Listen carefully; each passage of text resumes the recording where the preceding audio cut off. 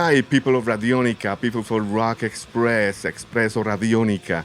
I'm here, nothing else and nothing more than the crown, the old school from Sweden, and I'm so happy. I just saw them last night here, the 70,000 tons of metal, and I have plenty of questions to do it, but short time, so I gotta take advantage. So who's going to take the first question? Have you guys been in South America? No. I know that's a very shame. So this is a great time for me to hear that because there is a lot of people that love the crown in Colombia. We've been following your career, and we love them. So the first question that I'm going to do as a specialist, and that's going to be the only one, is did you guys been affected after Petrov dies? Because we feel that pain in South America, and Tom rules. So what do you want to tell us about it? Actually, we met him. It wasn't that far from after he passed away. We played together actually in a show in Germany, I believe it was. Yeah, in Germany. And yeah, I mean, the man was an icon to the scene, and we owe him plus Intune a lot. Basically, that's how simple it is, and he will be missed. Totally. Anyone else want to say something? Okay, this is a legend. That's it.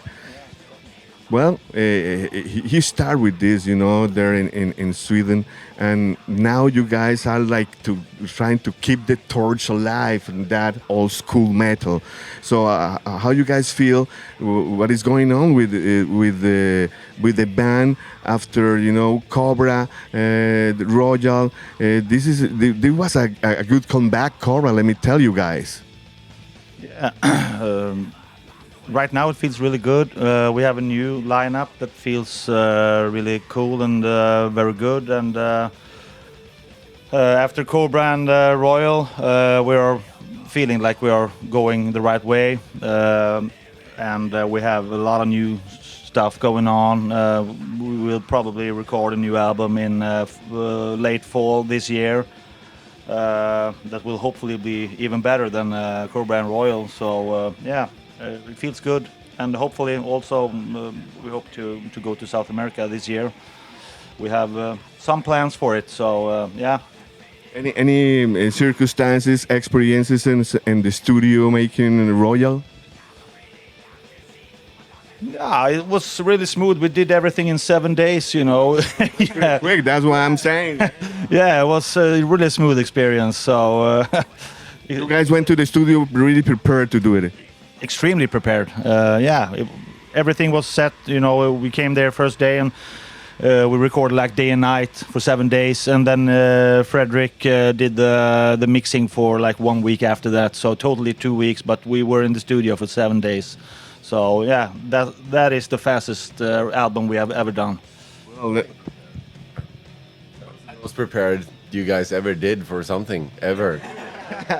let me tell you that. I think we with the Cobra Speed Venom we figured out how to make an album actually, and because there was a couple of albums before that were done on a very different different way. So Cobra Speed Venom was like a way back to the roots how to make an album, meaning to rehearse as a band, record as a band, do the band thing, and stop sending files to each other and rehearse online basically. So make it basically doing like a real band. And for me, Cobra and Royal are basically like brother albums in many ways. It has the same mindset, the same way we recorded, same studio, same cover artist. I mean, they belong together in a sense. And I believe we are all still very proud of those two albums. I mean, it was basically a comeback era in that sense, I would say. Well, in my show in Colombia, they were an impact. As I told you guys, they were on the top 25 metal detector, the countdown, the both albums. And Cobra, as you say, that's the way I feel when I hear it for the first time, and the records start to come up and up and up. And now it's hard, because there is so many new stuff. So the bands goes for just a week or whatever, and bye bye. But Cobra was there like for 3 or 4 months, So that's what I feel, that it was a very comeback. But the Royal, let me tell you, that's another dimension.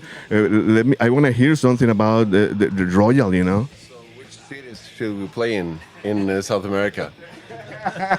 Well, in Colombia, you should go to the cities that we are hearing this interview for sure.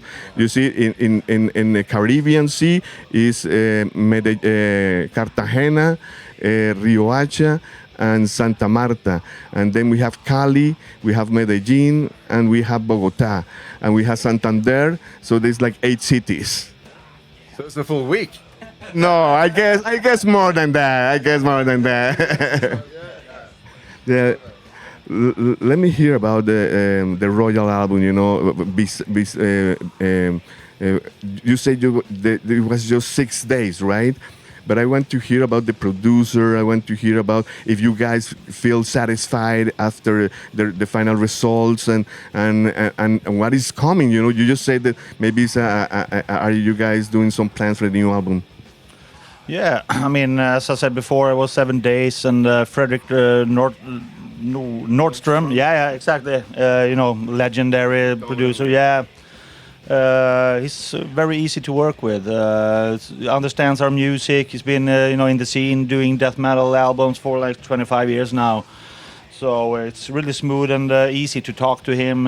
He's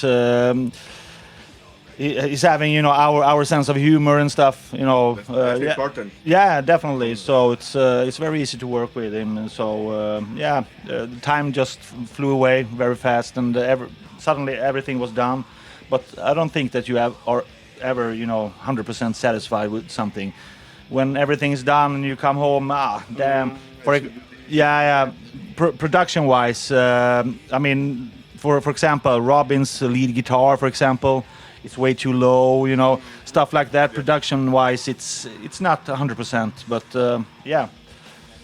maybe on the 20th album we will be satisfied. But for now we just settle with it, Okay, as I say, you guys are keeping the torch alive of the old school death metal. What do you think, guys, about the new directions of the Sweden bands in this train? How you see the scene there in your country? Is the government helping you out, and you have to do everything by yourself, like in South America? I don't know how to say it. Well, in Sweden we have always have the government has had the back for us during when we grew up, because every teenager had the opportunity to rehearse for free in different locations. So that's a good thing in Sweden. That's why we have so many bands in Sweden, because it's easier for us to get a hold of a rehearsal room and stuff like that for free. And they have been very good to us. Unique, actually. Yeah. When we talk to people from around the world, I mean, the whole, as you once explained, I mean, the sort of city where you live, they help you. They provide rehearsal space and actually equipment, so you can start out a band, because that's basically a political solution to, keep the kids away from the streets doing bad stuff. And I mean, we started playing together when we were, I believe we were 14 years old. Yeah. And prior to that, I have been playing, with other kids, so it's extremely unique situation in Sweden. And like, you have your son playing in a band. You have the shirt of your son on you right now. Which is a really young, cool band coming from nowhere. Yeah, releasing their first album, doing tours, doing shows, all that. and everything's going really well for them.